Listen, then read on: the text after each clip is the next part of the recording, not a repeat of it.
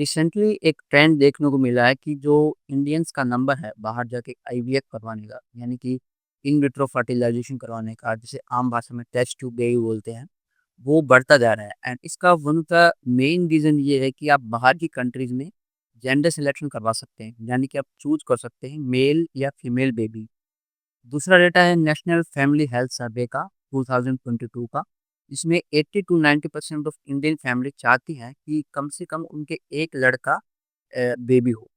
और जो most of the Indians हैं जो बाहर जा रहे हैं, अब उनके पास कोई पैसे की कमी भी नहीं है या फिर उनके पास एजुकेशन की कमी भी नहीं है। और इनमें से कई जो कपल्स हैं उनमें फीमेल भी प्रेफर कर रही हैं कि जो एक बेबी उनका बोर्न हो वो एक मेल। अब यहाँ पे जो हमारे पॉइंट ऑफ व्यू दिया जाता है कि एजुकेशन कम होने की वजह से या फाइनेंशियल रीज़न की वजह से लोग जो है वो लड़की करना नहीं चाहते या लड़कियों को प्रेफ़र नहीं करते या फिर उनका इंफैंटिसाइड करते हैं, यहाँ पे हमें नज़र नहीं आता है। इसका रीज़न कहीं हमारे डीप अनकॉन्शियस या सबकॉन्शियस माइंड में जो काफ़ी हज़ारों या लाखों सालों से चला आ रहा है, उसमें कहीं दिखाई देता है। जो मेल जेंडर की जो चाहत है, वो सबसे पहले हमें देखने को मिलती है एंशिएंट टाइम्स में, जहाँ पर लोग ट्राइबल्स के रूप में रहते थे। बहुत ज़्यादा ट्राइबल्स वार होती थी, जहाँ पे सर्वाइवल करना बहुत ज़्यादा मुश्किल होता था। यानी एक ग्रुप दूसरे पे अटैक कर रहा है, तो उसमें सर्वाइवल की बहुत ज़्यादा ज़रूरत पड़ती थी। अब उस टाइम पे लोगों के पास इकोनॉमी कैसे चलती थी? यानी कि जिसके पास लैंड है, जिसके पास कैटल्स हैं, ये सब चीज़ें जिसके पास होती थी, वो थोड़ा ज़्यादा पावरफुल माना जाता था। अब इन सबको प्रोटेक्ट करने के लिए उस टाइम पे कोई लॉ एजेंसीज़ नहीं थी, यानी कि किसी के वहाँ पे उस टाइम पे पुलिस का कोई कांसेप्ट नहीं था या फिर लॉ एजेंसीज़ का कोई कांसेप्ट नहीं था, तो उसे खुद प्रोटेक्शन करनी पड़ती थी। अब उसे प्रोटेक्शन के लिए मसल पावर की बहुत ज़्यादा ज़रूरत पड़ती थी, तो वो मसल पावर प्रोवाइड करते थे मेन्स। क्योंकि जो फीमेल्स हैं वो मोस्टली बिज़ी रहती थी या तो घर के कामों में या फिर बच्चों की देखभाल में। तो इन सबको प्रोटेक्ट करने के लिए जिस इंसान के पास बहुत ज़्यादा लड़के होंगे यानी जिसके घर में बहुत ज़्यादा लड़के होंगे, वो आसानी से सर्वाइव कर पाता था। अब जो नंबर ऑफ मेल्स हैं, वो बन गया था एक फ्यूचर सेफ्टी का इंडिकेशन। तो इसलिए एक एंशिएंट टाइम से ये चाहत रही है कि जो सेफ्टी के लिए है ज़्यादा से ज़्यादा घर में मेल्स हों। अनदर रीज़न जो इसका वो है कि दैट एंग्जायटी, और इस वीडियो के हिसाब से उसे बोलेंगे लेगेसी एंग्जायटी। यानी कि हमारा ब्रेन जो है वो कभी ये सोच ही नहीं सकता कि हम कभी एग्ज़िस्ट ही नहीं कर सकते, यानी कि हमारी कभी डेथ हो सकती है। तो बट हमें पता है कि हमारी डेथ कभी न कभी तो होगी। तो इस सब से बचने के लिए, यानी इन सब की एंग्जायटी से बचने के लिए, यानी कि जैसे ही हम सोचते हैं कि हम एग्ज़िस्ट नहीं करते, ब्रेन में एक बहुत ज़्यादा एंग्जायटी प्रोड्यूस होती है जो अनसर्टेनिटी की होती है। यानी कि हमारे मरने के बाद क्या होगा? इस सब से बचने के लिए ब्रेन ने एक तरीका ढूँढ कर निकाला है। यानी कि अगर हम नहीं रहेंगे तो हमारा कोई न कोई पार्ट जो है इस अर्थ पे रहेगा। वो एक पार्ट रहेगा हमारे बच्चों के रूप में। वो जो मोस्टली स्टोरी सुनाई जाती है एंशिएंट टाइम की, वो इसी तरीके से भी सुनाई जाती हैं कि जब भी कोई बड़ा आदमी है, उसका जो उसके बच्चों के बारे में बताया जाता है, वो हमेशा लड़के के बारे में बताया जाता है। यानी उस लड़के को भी बताएँगे तो फिर नेक्स्ट जो जनरेशन होगी, उसके लड़के के बारे में ही बताया जाता है।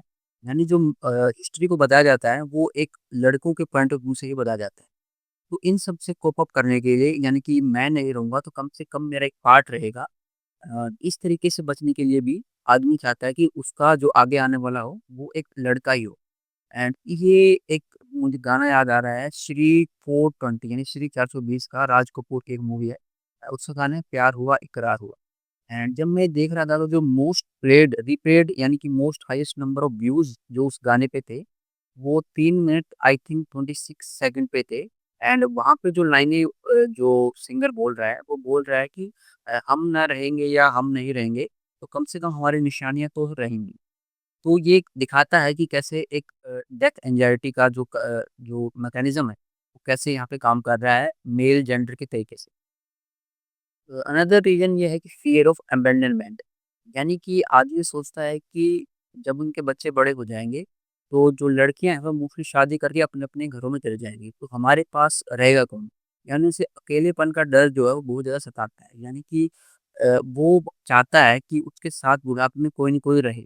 तो इस सब चीज़ों के लिए जो मेल्स हैं, जो पैट्रियार्कल सोसाइटी है, मेल ही मोस्टली घरों पे रहते हैं, तो इस चीज़ से भी कोप अप करने के लिए वो चाहता है कि उसके घर में एक मेल जेंडर हो। और ये भी देखा गया है कि कई घरों में या कई इंसानों के साथ ऐसा भी होता है कि उनकी काफ़ी ज़्यादा जब लड़कियाँ हो गई हैं, तो वो एक मेल जेंडर को अडॉप्ट करते हैं। अ, चाहे वो जितने ही बच्चे हैं उनकी सबकी देखभाल कर पाएँ या ना कर पाएँ, बट फिर भी वो एक मेल जेंडर को अडॉप्ट करके रखते हैं।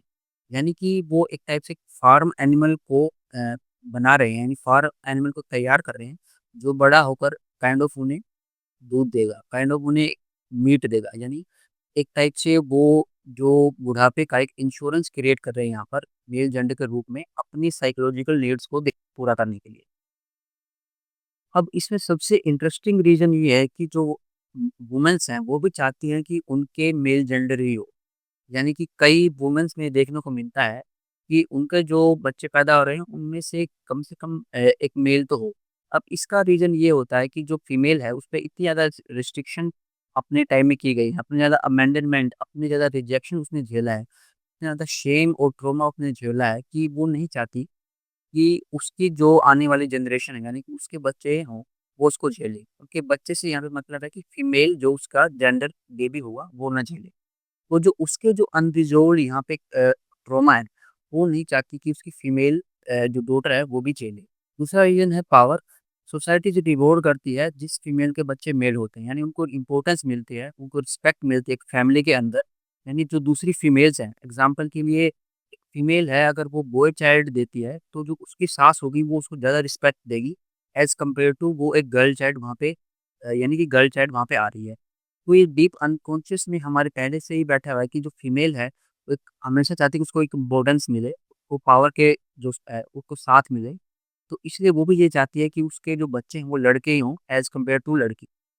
दूसरा रीज़न फीमेल्स में ये है कि कई बार वो सेंस ऑफ कंप्लीशन चाहती है, यानी कि एक लड़का अगर हो जाए तो फैमिली लगभग-लगभग कंप्लीट हो जाए। तो इसके लिए भी कई बार फीमेल्स जो हैं वो चाहती हैं कि लड़का हो।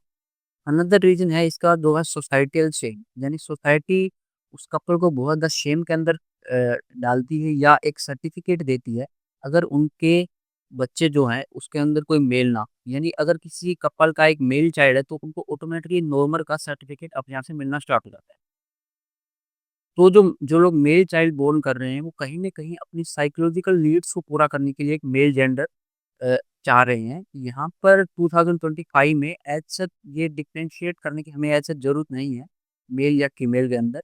हाउएवर ये कोई मेल जेंडर का चाहना कोई ईविल बात नहीं है, यानी कोई खराब बात नहीं है। यानी कि मेल जेंडर को चाहना कोई गलत बात नहीं है। हालाँकि बस उनका सिर्फ़ यही चाहना कि हमारे सिर्फ़ यानी कि मेल जेंडर ही हो, तो कहीं न कहीं क्वेश्चन खड़े कर देता है।